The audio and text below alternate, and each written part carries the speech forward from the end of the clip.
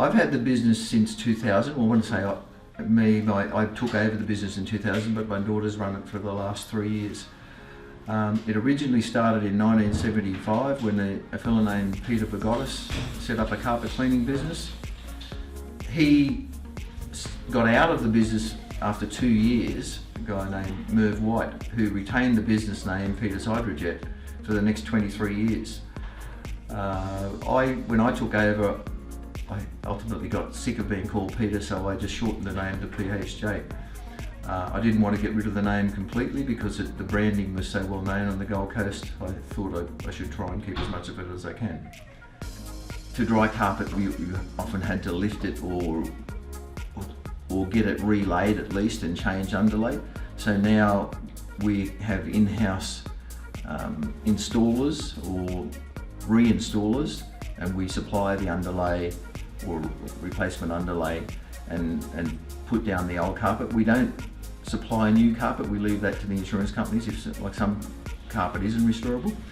But out of that we also have started to dry floors and walls and buildings in general, as well as contents. So there became another aspect of the business.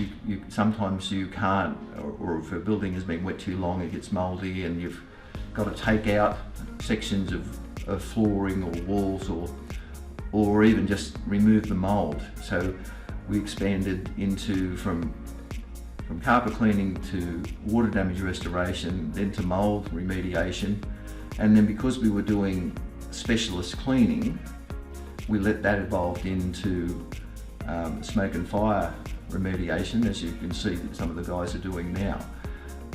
It was sort of an evolution, and because we were in that specialty cleaning field, we let that evolve further into crime and trauma scene cleaning, methamphetamine labs cleaning or remediation, making them safe for habitation again.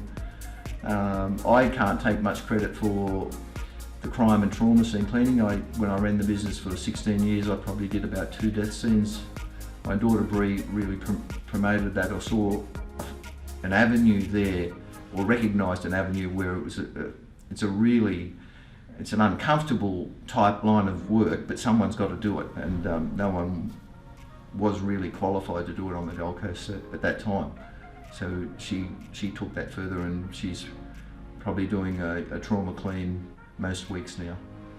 One of the principal things, I give Bree a lot of the credit for it, is that we sourced a test kit supplier, in which we can on-sell to customers now, and so that if say a landlord has doubts about their tenants, or even some parents have doubts about their children or the home they're going to buy, we can supply them with these test kits.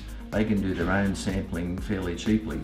If it comes up positive, well, we talk to them about what can be done thereafter. I think one of the greatest things is that this industry is unregulated. There doesn't have to be any licensing, so therefore no one has to be qualified.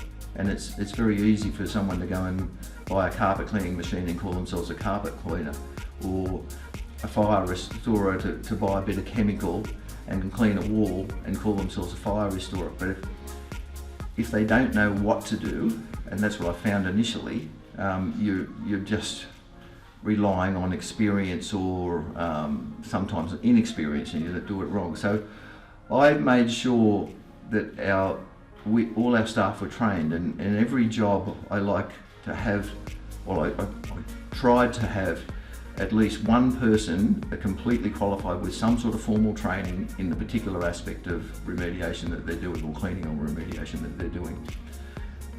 Because that's unnecessary, there's not many people do it, or not many competitors do that. Training is costly, but we believe it's necessary for performance. It's been a goal in our company. It's one of the things we have written down too, that we try to exceed a customer's expectations. Now sometimes that could be just on your presentation, sometimes it could be on the appearance of your van, but mostly it's on your performance. And so if If it's a basic carpet cleaning, we want to get the stains out that they didn't think could come out. If we don't succeed, we tell them why they can't come out or why it's not possible to get them out. In the restoration side of it, sometimes you'll find that a carpet's got a little bit of a tear in it, or whereas in a joint it's and you know it wasn't there before, but by the end of the job, when we've relaid the carpet, we fix that little patch and try and remediate some of the issues that may have been there beforehand. Contents cleaning is enormous. You imagine some of the things that have sat on a shelf for years and years, and because of a flood or a fire or meth lab contamination, we're forced to touch on those things and clean them, and they often end up far better than they were before the incident that caused us to be there. So I hope that they're satisfied. Our aim is to make them satisfied, but we want them more satisfied than their expectation was.